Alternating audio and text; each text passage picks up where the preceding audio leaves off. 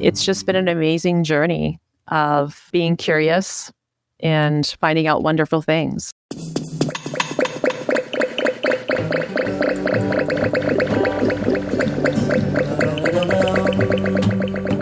Hello, my name is Ria Wincaller, and I am the producer and cider MC of this weekly podcast, where we speak with makers, cider enthusiasts, and folks within the cider trade from around the world. Hip, hip, hooray! Bringing us into this here episode 368, you heard from Kerry Anne Wilkins of Winthrop, Maine. She has been on a remarkable journey, as she mentioned, because she is hunting down the story behind the naming of an apple variety known as the Northern Spy, which the name alone has intrigue to it because it has the word spy, which is spelled S-P-Y. And, you know, it definitely gets our whole imagination rolling, like, what is that about? And she's been documenting and researching and traveling about to different libraries and different markers out there on the side of the road, trying to track this down. And her hope is that by you hearing this episode, you or someone else out there or someone might overhear you talking about it, might have that little extra piece of written documentation. Perhaps that's the best. Always oral history is really good too, no doubt about it. But perhaps in your grandmother's recipe book or recipe card or in some little letter, you're going to hear about some of those pieces that she's been putting together to compile this history about the Northern Spy. So stay tuned for that. That's going to be our featured conversation in this episode. But meanwhile, I have a wee bit of news from out and about in Ciderville. This month, I'll be going into my summer schedule releases for Cider Chat, which is going to be every other week. So this week, we have Kerry talking about the Northern Spy. Next week, you're going to be hearing from the mother and daughter team down in North Carolina who are orchardists, and they are based at Caustic Family Farm. And it's an amazing story. Lots of great orchard tips, apple care tips, and also working with a family member. And, you don't hear this very often when it's a mother and daughter team. So that's super cool. Then on the 24th, we're going to be skipping to every other week. So that all begins on the 24th of May. I had to push it up a little bit because, well, that's when family's landing, and basically I'm going to my mom's funeral, and I'm really have a lot of responsibility for that celebration of her life. And in fact, I'm writing the eulogy, and I need time for that. I'm sure you all understand. Yay, Mom, she was a remarkable person. Obviously, she had me, so there you go. Oh, goodness, I humor myself. Anyways, then the following week, we're going to be talking to Antoine Maros, and he is based in Pédoges, that region of Normandy that has a Route du Cider. And I met with Antoine last fall while I was leading the French cider tour. I met with him before, and then I brought the group of delightful people. Hi, everybody out there that took that tour. I'm sure you might be listening to this at some point. He is what I consider one of the hot tickets out there in France, who's really kind of changing the landscape and making some exemplary ciders, as I call it in French, or ciders, as we would say in English. So stay tuned for that. So I have some great episodes coming up. You just will have to have a little bit of patience, but no worries, because there is a lot of archived episodes in the podcast roster, which you could all get at ciderchat.com. And also you could go to the Cider Chat YouTube channel. In fact, there is one recent video that just went out, and that's in the playlist called Bottles on My Desk. And that provides me the opportunity to talk to you in these little mini snippets about different bottles that I'm trying, or in this case, the most recent one was cans. That was from Applewood Winery out in New York. They also have ciders under the brand Naked Flock. I think as I am recording this one, the day before that this episode goes live, there will also be another Bottles on My Desk. So that's 2 for you to check out. The Applewood one is a little bit longer. The other one is from the Berkshire Cider Project, which is in my special spot of Ciderville, talking about their quince. I'll just leave it there. I mean, quince, okay? So we were pretty happy about that, weren't we, Mr. Quince? They do a very good job. I know. It was pretty remarkable, but I'm not going to say anything more about it. We'll just leave it for all you folks out there in Ciderville to check it out. Go to the Cider Chat YouTube channel, and while you're there, please subscribe. That really helps. And like the video too. You know, subscribe and like. That's kind of a great little way to support the podcast and keep the cider in the focus out there in the algorithm of the internet. All right, so that's the logistics I want you to know about. Lots more Cider Chat going on. And yeah, all right, I'll be right back. Got more news for you. I believe you meant to say, I have more news. That's right, Perry Pear. You're right. I'm being a little sloppy here on the podcast. I should have said, I have more news for you. Indeed. Anyways, since you're speaking up here, I should introduce you to the listeners out there in Ciderville. You just heard from Perry Pear. Perry, you want to say hello? Yeah, I believe that they all know me, but if you insist, yes, hello, I am Perry Pear. Thanks, Perry. And, of course, you heard from Mr. Quince. Hello. And we also have the Medlars. They are known as the Talking Palms, and they help me out here at Cider Chat Central, producing this here podcast and rolling it out to you each and every week when they are in the cider house. It has been quite busy in the orchard because it is spring. That's right, Perry Pear. So that's why we haven't been hearing from you so much. But one of the reasons why we're kind of going to a summer schedule is because, well, the orchard's pretty busy, and also we're all working on a project, aren't we? Do you want to talk about it now, Rhea? I think we're going to hold back on it. We'll kind of wait when we start doing our every other week episode to like really leave, as we say, pull the cat out of the bag. Oh, no. No, Medlars. It's okay. We're not actually going to be pulling a cat out of the bag. I mean, that's a wrong choice of words. Once again, Rhea, once again. Okay, Pear. Look, we're going to keep on rolling with the news because we have some cool stuff to share with listeners. But just for everybody out there listening right now in Ciderville, these are my friends, the Talking Palms. And they are just amazing friends. And we'll be updating you with some news that you can start following along with this summer. But in the meanwhile, let's start rolling to our next piece on what's happening at Taddy Bogle Cider Works out there in Acme, Pennsylvania. Roger that. Walking through the orchards. On episode 290 of Cider Chat, you can find that in the podcast archives or just Google Taddy Bogle Cider Works Cider Chat and it'll come up. I was interviewing Kurt Henry, who is a cider maker and founder of the Cider Works based in Acme, Pennsylvania. The title of that episode is Publican Perfection. And I don't consider everyone an exemplary publican because part of that job title requires you to not only be running and managing a site, but knowing how to engage with the community.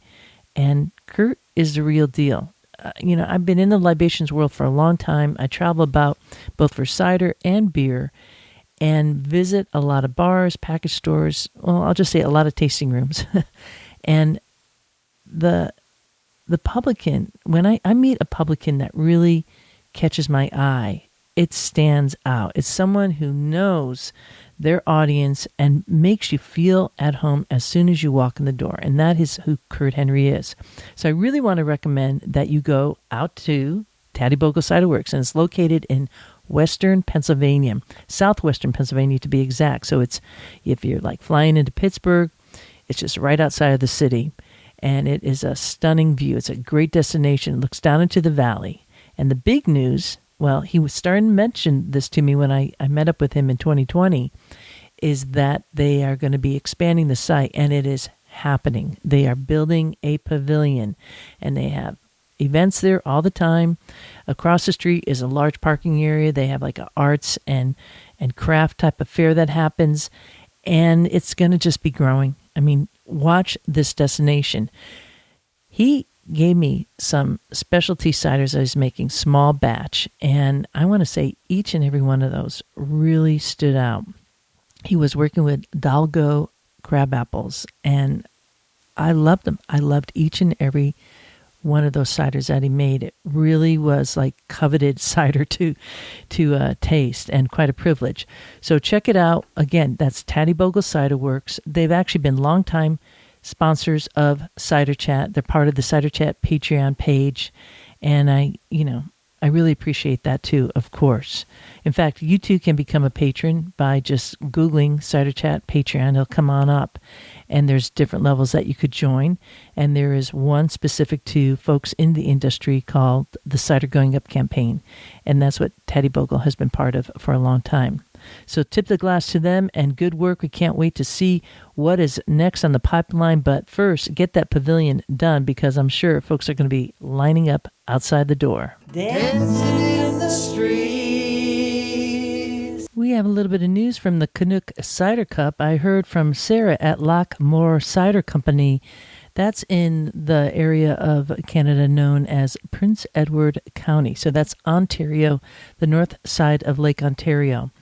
And the Canuck Cider Cup was just held recently, and it's for non-commercial makers. And they sent me some info about it, and I think it's kind of interesting because, again, these are non-commercial makers. There were 29 entries and 19 registered participants of judges and stewards. So it's kind of cool. I always love seeing a grassroots competition kind of coming up the pike and really pulling in people who aren't commercial, that maybe will go commercial. So it brings us good news. Or they just like good cider, right? Like all of us. What I notice is that some of the same people are winning the awards. And I'm just going to go to the best in show. So tip of the glass to Neil O'Rourke for his cider with other fruit. I guess that was with cranberries. And he's part of a club called Cowtown Yeast Wranglers. Love it. Then Michael Arbor had second place, best of show, for the oaked cider with peach, vanilla, and bourbon. And Michael is part of the Durham Homebrewers Club. And then Neil came in on third place again with a straight up apple cider. And that was, again, the Cowtown Yeast Wranglers Club. So these are the names of the homebrew clubs. I love that. And then there was an honorable mention, Nicholas Williams, for a cider that looks like it is in the English cider category. So good stuff. It'll be happening again. I think this is the second year in the running. And if you're up in Canada, check it out. It's called the Canuck Cider Cup. I'll have a link in the show notes for this here episode 368. Smelling all the blossoms, kicking up our feet. Up next, we're going to be hearing the journey about searching down the story behind the naming of an apple known as the Northern Spy.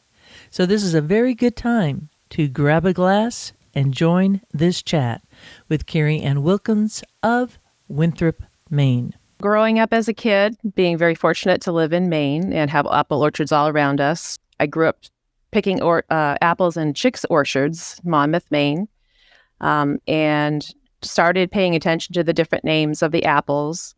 And when I discovered the Northern Spy, it just didn't seem plausible to me, like the Macintoshes after somebody in the Macintosh family. The Red Delicious was Red and Delicious, but the Northern Spy, I was like, wow, why is it named that? And I've been a lover of history for a long, long time. So I actually made up a little story in my mind as I grew up and started reading more and more history. And so fast forward to when I'm an adult at Common Ground Fair, that was just always in the back of my mind, and started attending John Bunker's talks and walked up to him one day after one of his talks and asked him the question, do you know why the Northern Spy got its name? And John Bunker looked at me and said, I don't have time to talk right now. And he took a brown paper bag from his talk of all the people dropping off their apples and said, write your name and your address, email address down, and I'll get back to you. So I think it was after Christmas that I got a email back from him, and he sent me actually his article on from Out on a Limb, the CSA, and he had written a little something about the Northern Spy. I read it, and for the next 5 or 6 years, once a year, John Bunker and I would talk about the Northern Spy, and it just went from there. The interest grew, the intrigue. So we'd compare notes every year. For the past 6 years, is that what we're kind of looking? Oh no! See, my daughter was born in 2008, and I think she was 5 or 6 when I first really went on a little wild goose chase. But I think I've been asking him that since about the time she was born. You started with John. John is well known. He's been on the podcast many, many times. He does his own Apple detective work. How did you then start leading into it? Where'd you go? I would, as I said, go up to John. I didn't have a lot of time because I was a volunteer at the Common Ground Fair as well. And he would look up at me year after year and he'd say, oh, you're that girl that asks me about the Northern Spy. And he started taking it a little more seriously. And he looked at me and he said, if you really want to know how the Northern Spy got its name, or at least try to figure it out, you need to go to the source. The tree originated in East Bloomfield, New York. You need to go there. So he had a talk at the Historical Society in Leeds, Maine. About 3 weeks later, I went and listened to his talk. When everyone was done talking to him after the talk, I walked up to him and said, I'm going to East Bloomfield, New York next week. And he said, sit down, start talking. So from there, I cajoled my friend Barb. She had no idea what she was getting into. We drove 14 hours straight. Well, we took breaks to East Bloomfield, New York. So I had all the research that I had currently, and there's a lot of different variations of the story. I went to the town office of East Bloomfield, New York, started there. And one of the things I wanted to do was find... I needed the address of the Boughton Road, which is where the orchard originated. It's not there anymore, but the marker's there. It's a little bit crude, but it does commemorate that Heman Chapin had planted the orchard there. So yes. Just stop you for a second. So I just put up on the screen here this picture of is this the monument that you're talking about? Yes. Okay.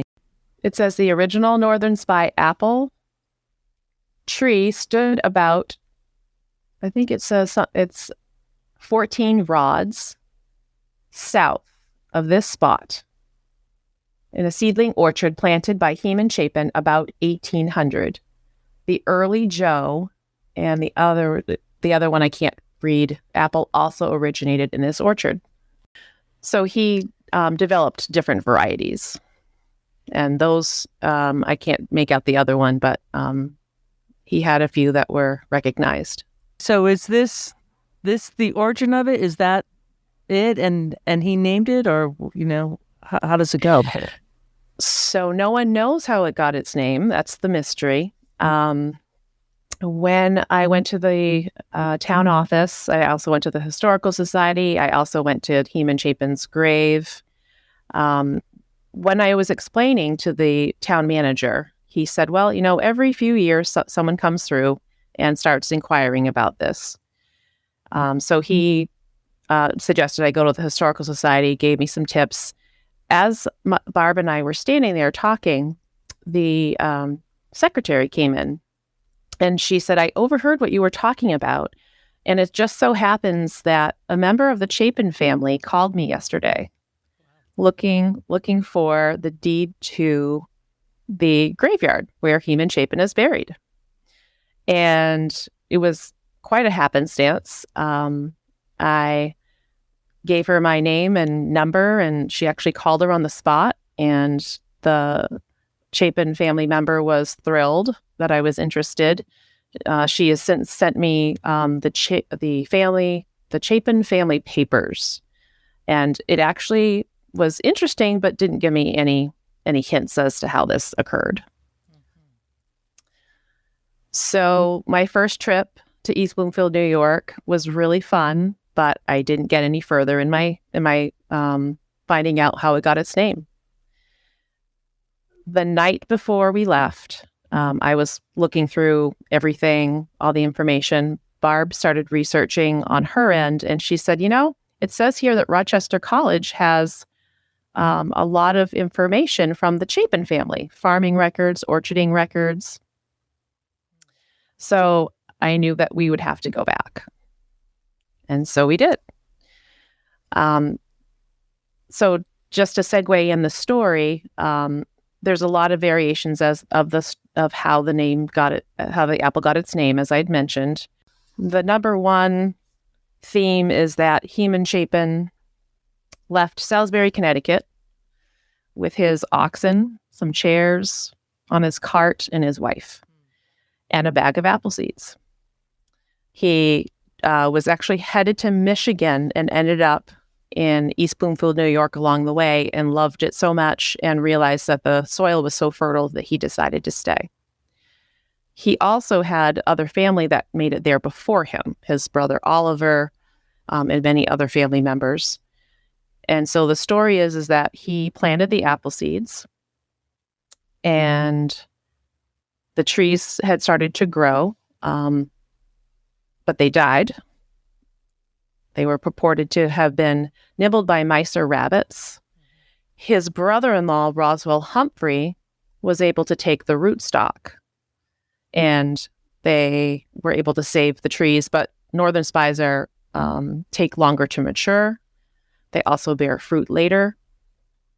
So it is reported that about 1840. So he arrived 1799, 1800.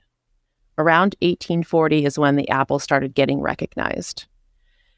And it still is a mystery how it got the name Northern Spy. I did go back to New York and went through all the records. And the first account I have in writing, it says apple account by cash for 1 BBL N spies. And it's spelled Spies.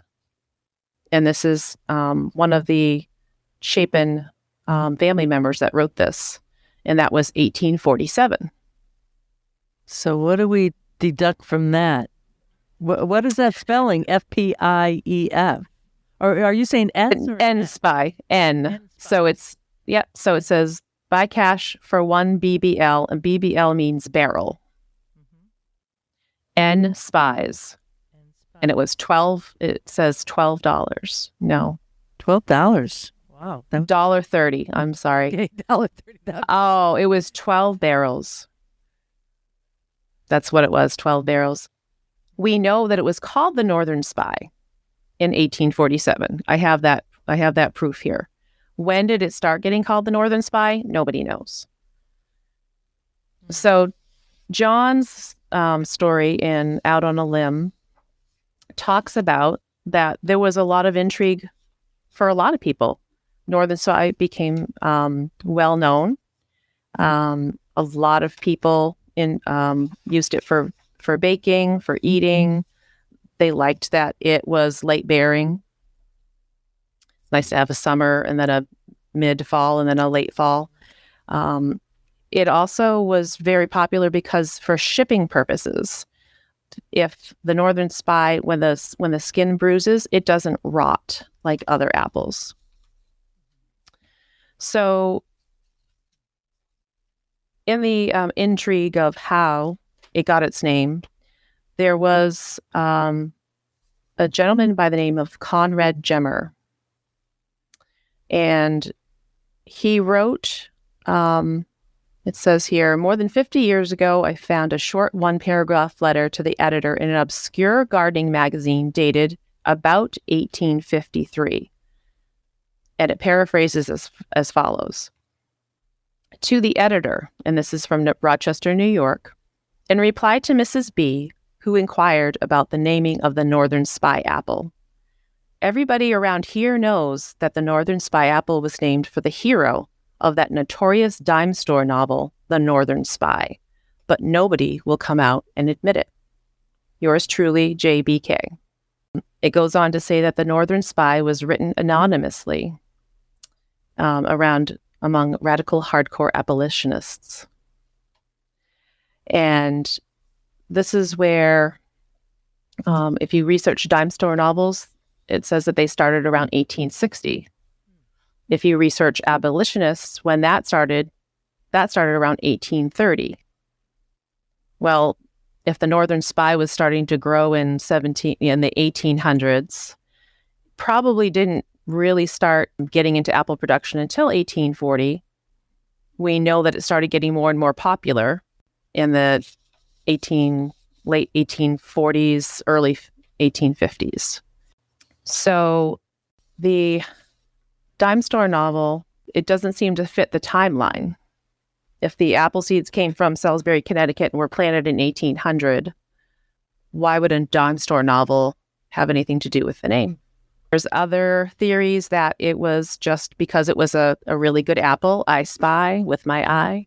Some people called it apple pie. So I've continued to Google different articles. I look through every once in a while, talk about it a lot. Other articles and theories have come to light. And when I went back to Rochester, I really hoped that looking through all the farming and orcharding records that I might find a clue.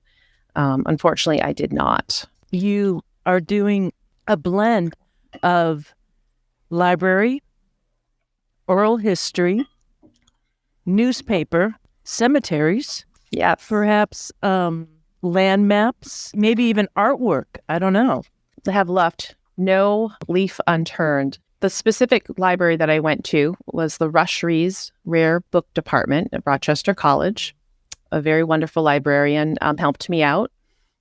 My friend Barb and I went through volumes and volumes of leather-bound paper. They were in documents and books.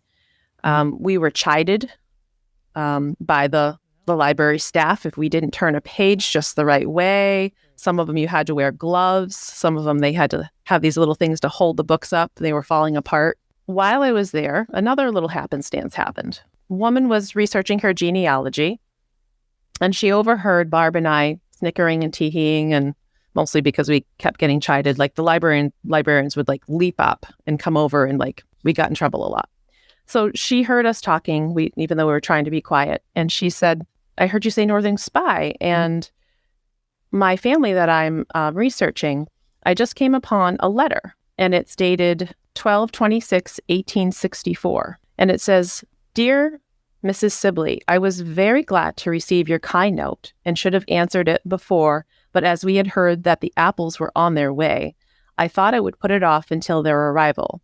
They came last week, and we have to thank you and Mr. Sibley for your very handsome present. There were 3 barrels of Northern Spies.'" When I mentioned that the skin doesn't bruise very easily, Northern Spies became a regular favorite to be shipped over to England. In big old barrels. I've always kind of thought about how they packed barrels with apples, and if they put them in any kind of paper or if it was just stacked around in concentric circles. Did you see anything like that? Interesting you say that. I think there were different ways. I think there was paper, probably sawdust. I think sawdust was used quite a bit. One of the many segues that have happened in my Northern Spy research, I live in Winthrop, Maine, as I stated, and I began researching the history of Winthrop, Maine. And when I mentioned all those years of John and I talking, every year comparing notes and giving updates, he looked at me one day because we never had time for chit chat, and he said, "Where do you live anyway? Are you in New England?" And I said, "I live in Winthrop, Maine." And he gave me that John Bunker smile, and he said, Winthrop, Maine was the mecca of apple production at one time in the state of Maine in the 1800s. So I started researching. The Historical Society caught wind. I ended up doing a talk for them.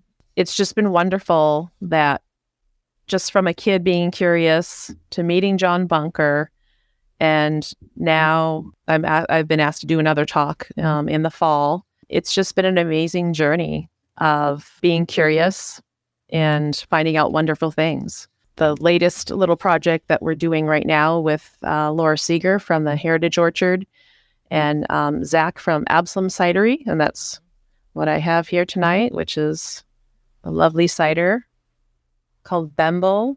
And this is actually 75% apple of Northern Spy, which is fantastic. In researching the Winthrop history, which I've still have quite a bit to do, I found out about the Fairbanks tree, which is 244 years old. And we're trying to make sure that it's going to be cared for properly. So just coming full circle, it's led to other wonderful things. Yeah, it sure has. Wow. And then that's kind of how the trail goes, doesn't it? I mean, it's just one book opens to another. Absolutely. Still on the pursuit here. So. I am still on the pursuit. And so the intrigue, there's a lovely poem by Conrad Seaver about the Northern Spy. Since you and I spoke and decided to do this talk, I did another little Google search. The latest article, which I had not seen yet, from October 2022, is by Darlene Hayes, the editor of Malus magazine. So she and I have a really similar idea, the hypothesis of how it became called the Northern Spy. I don't think it has anything to do with the dime store novel. And I think the time frame looking at that answers that question. As the kid being curious and making up my own little story in my mind, what I decided was that the Northern Spy, being a late-bearing apple, had kept Revolutionary Wars from starving the spies, the soldiers and the spies. So when I read Darlene Hayes' article on the Northern Spy and the intrigue of it and how did it get its name, she also deduced that the time frame of the dime store novel theory probably wasn't accurate. Wondered also about the Revolutionary War and the spies. Spies were a really big thing. The Culper Ring, Washington's spies. So as I did more digging, I did find out that Heman Chapin's father and other family members were in the Revolutionary War. The family was very respected. It's possible that when he left Connecticut, maybe the seeds were already named. It might have something to do with the spies of the Revolutionary War. It's possible. I think it's just going to remain a mystery for a while, if not forever. I'm hoping that if someone hears this, maybe there's somebody that knows something way more than I do, more details. In doing the research and the different segues I have, I'm always hoping to find something about the Northern Spy, which does happen. Even though I'm in Winthrop, Maine, there's references to the Northern Spy in many different, farming records, orchardists. So what you're implying is that it was named pre-Civil War because, folks do kind of think as that story that Ryan Monkman wrote about the Northern Spy. I don't know if you had the opportunity to listen to him reading that. He was talking about them leaving it out along the way, the local farmers, for the folks on the Underground Railroad, right, eat that in that way. Well, we don't really have total documentation that it goes, much further back than that. So could it be leading up to the Civil War? It's very possible. Because that was a time where we were having it was a lot about the North versus the South. Correct. And the abolitionist movement did start in the 1830s. Yeah. And we didn't really see that in the Revolutionary War, that there was the North versus the South. It was the colonies against the, English Empire. Right. So not that there weren't, as you alluded to, spies back then. You're kind of looking for a journal, right? Another journal writing or some obscure library that has a note or a letter or something? I've looked everywhere. And again, I'm hoping someone might hear something. There was another little thing here. It was a different detail, and I have to say that all the stories have a little bit different take on it. This one here says that a lot of speculation about the origin of the odd name. In addition to Northern Spy, there are other apples that are named Spy as well. When I realized that there are several other apples called Spy, I now have to look back and see, did those apples that are called Spy, and I don't know the answer to this yet, were they named before the Northern Spy, or were they named after the Northern Spy? Because that might give a clue, if that makes sense. Oh, yeah. It just could be a matter of it being grown up north versus down south or something. Correct. I found something here. It was the remarks on the Northern Spy. They call it a small scrubby with a large proportion of fruit of little value. And it says here, Mr. Chapin does not say that the apple was called the Northern Spy in Connecticut. As you have correspondence, no doubt, with growers of fruit in that region, you will do well to learn more about it if you can. How do you keep your records? Because this is like writing a novel. And so are you like really good at files? Are you doing it in Excel? Or how are you compiling all this? I have multiple folders of just lots of papers. Yes. I have all kinds of volumes, anything that even has one little mention of Northern Spy, because everything's a little clue, as John Bunker says. And there's controversy, too, about did this trees really originate in East Bloomfield because the seeds came from Connecticut.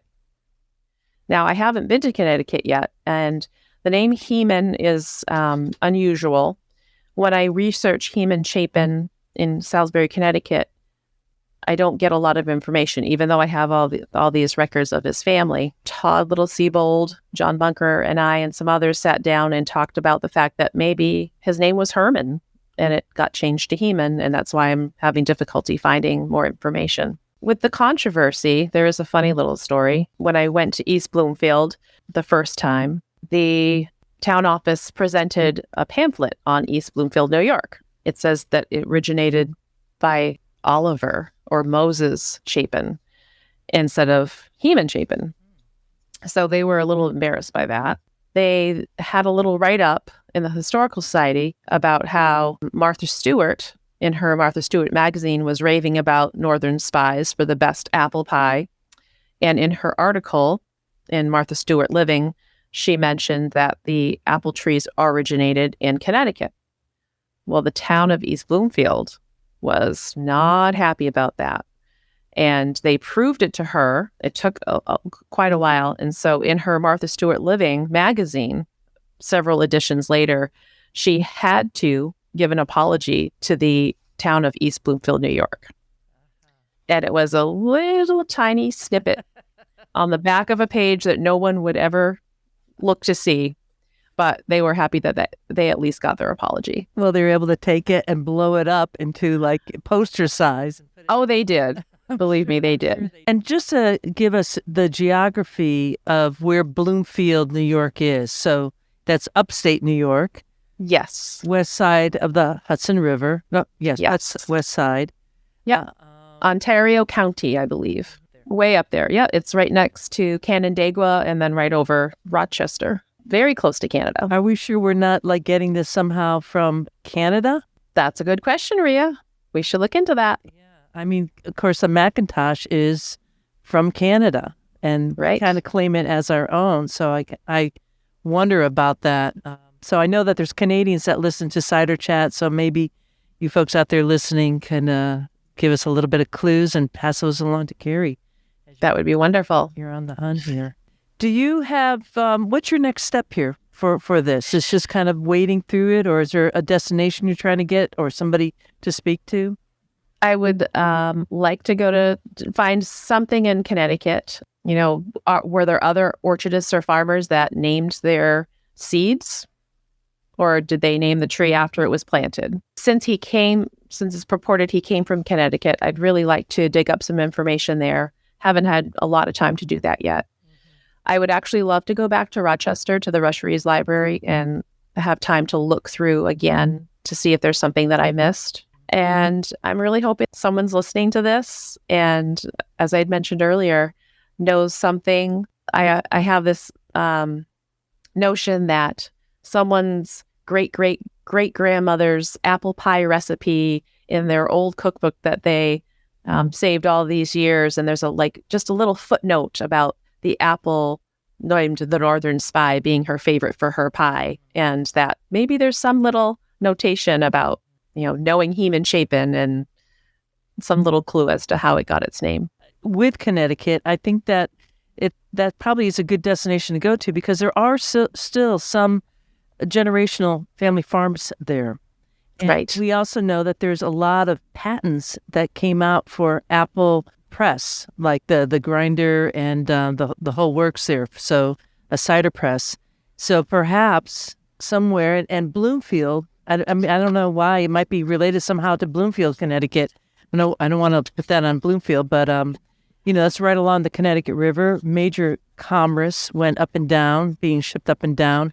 And then just south of that, south of Hartford, is an area where some brothers now around Hingham, I believe it is, did a lot of patenting for farm equipment and whatnot. So something maybe in that historical search there might lead you down another rabbit hole.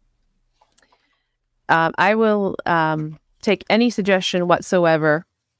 When I mentioned to you that I had found Darlene Hayes' article, she mentioned the Genesee Farmer and the Magazine of Horticulture.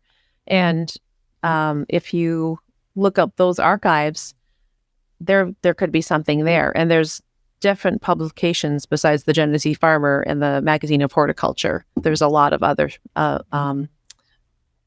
different gardening and orcharding magazines and farming magazines that might have a clue. County fair records been of help at all for you? I have not been able to find anything. When I went to Rochester, there was a lot of microfiche, very poor quality, but that is something to look into, definitely. Right, and just so folks know what I'm talking about there, county fairs would have a competition, prettiest apple or the best apple pie, and have some of the names of those varieties listed there. So that's what I was thinking. That's a wonderful idea. And in my Winthrop history, apple history, I did find a lot of information about exactly what you said, the fairs and the competitions, how important that was to, the Pomological Society. I don't see the fairs doing that same thing these days, which I think is kind of sad. Winthrop used to have every year the Pomological Society, not Winthrop specifically, but they had different towns where they would host. But they used to have something called the Apple Queen, and that was a pretty big deal. Yeah, well, I know that John, when the last episode I had him on, where he was doing a talk at Maine Apple Camp, he was talking about a woman in Italy who looks at the frescoes on the ceilings and is able to track the palm, the different fruits there to different regions and different farms and identify, which is just... That is unbelievable. Right. Wow. I know. It's so cool. And, I'm way into palms in art because I believe it's like messages from the past to us in the future through just artwork or plates or, a wood carving. So I imagine that there's probably something out there still to be found. And Kerry, if there's going to be something to do it, I think you're just a ticket to do it. I hope so. The librarian at the Rushery's rare book department every once in a while comes across something and sends it my way. Very good. Yeah. Well, we'll direct everybody out there in Ciderville to send tips your way too. Before we depart, can you give us some messages for folks, or tips I should say, for folks who are wanting to do some research themselves, like where to start? Well, I'm going to first say embrace your inner apple nerd. When I tell some people what I've been doing, some people are like, wow, that's so cool. And one of my best friends from high school, I told her, and she's like, you're doing what? So, just really, I say, I think I mentioned it to you before, Rhea, Malus Absurdum, the apple nerd. Believe in it, really be happy. And that lights up your brain and that really kind of sends you on that path of good energy. But talking to people, John Bunker has inspired so many of us, and challenging yourself, me being a mom and a full-time hospice nurse, I needed that different level in my life, something totally different. And the excitement of it, don't get rid of that excitement. So researching, interviewing, going to lectures, going to talks. Like I said earlier, every once in a while, I'll just Google Northern Spy. Someone else has written about it. Some of the information is correct. Some of the information is not correct. And that's okay. It's like the game of telephone. When you whisper something into somebody's ear, it sounds different, in the very end. But just leaving no apple leaf unturned. Well said. And you're going to be doing a talk did you say in September? Is that going to be virtual so other people could kind of link into it, or? So the Winthrop Historical Society, the talk I did last year, they did Zoom it. If you Google Kerry Wilkins Apple Talk for Winthrop, Maine, it will come up. It's on YouTube. I have to say it's a side view of me. I think the talk turned out pretty good, but it's not very flattering. Let me put it that way. And any other little Apple quests that you're on besides the Northern Spy at this point? I'm really hoping, because Winthrop was such a huge part of the apple industry in Maine, and not just the growing and producing, but Winthrop, the farmers, I believe they had a little competition, the orchardists rather. 25 different varieties of apples were developed in Winthrop alone, the most in any town or city in the state of Maine in the 1800s. And recognized by the Pomological Society. So when you think of 25, and a lot of those are heirlooms, of course, there were many, many other trees, and they would share tips with each other. They'd share scions with each other. They'd teach each other. And there's one particular road, and that's where Absalom Cidery is actually. It was called the Fox Farm. The Fairbanks tree was on the Poor Farm. It was the Fairbanks Farm, and then it turned into the town Poor Farm. One particular road where there is probably 7 to 10 farms, orchards, and all those people ended up sharing. And there was an evolution where the Morris Toll, who I think John Bunker has written about, you may have heard about him. He started saving those heirlooms, and his Morris Toll's orchard still exists to this day. So that led me a long way to saying, I'd love to make a map of Winthrop to show where those old orchards were and where some of those orchards still exist. And I asked John Bunker if I could borrow that idea, because he did a map of the apple orchards in Palermo, Maine. So I think I'd like to make it more of a romance map, though. A romance map is more, it has a lot more detail, not necessarily meaning love per se. It's just the type of map. Very, very good. That's awesome. That's really awesome. I love it.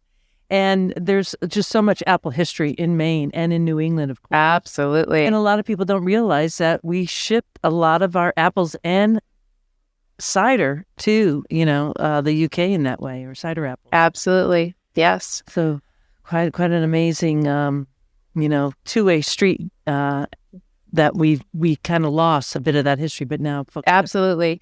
The town of Winthrop, when the Historical Society asked me to do the talk, a lot of that history was lost. People were, on a Thursday night, on September 8th, I expected maybe my family to show up for the talk, maybe 12 or 15 of my friends. And when I think someone counted 53 people, for a little town like Winthrop, Maine, to have 53 people show up interested in apples, I was like, thank you, keep the interest alive. And more people came forward to me that night and saying, oh, well, did you know about this orchard? Did you know about that orchard? And so that just giving that talk led me to a whole bunch of other information. So, and it all started because of my interest in the Northern Spy. That's wonderful, Kerry. Well, thank you so much for sharing your passion and sharing your story and what we know so far. What you're doing here is really wonderful. And I know it's going to inspire other people to well, look for the Northern Spy and also maybe to hunt down apples that have been of interest to them. So thank you for your time. Thank you so much for having me, Rhea. This has been wonderful.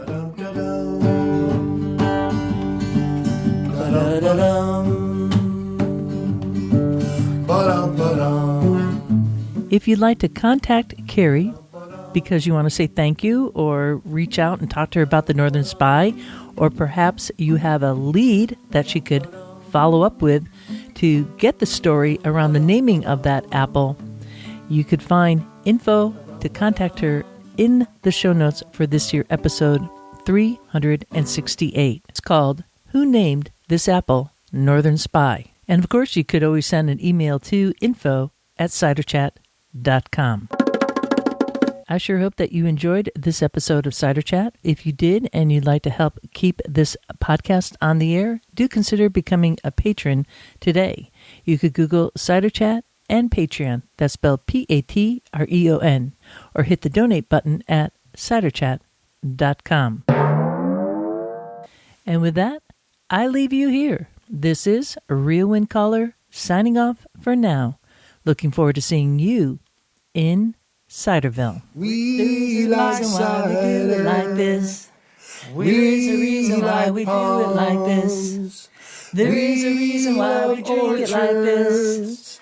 There is a reason why we do it like this. There is a reason why we do it like this.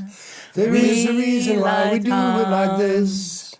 There is a reason why we drink it like this. There is a reason why we do it like this. Yeehaw!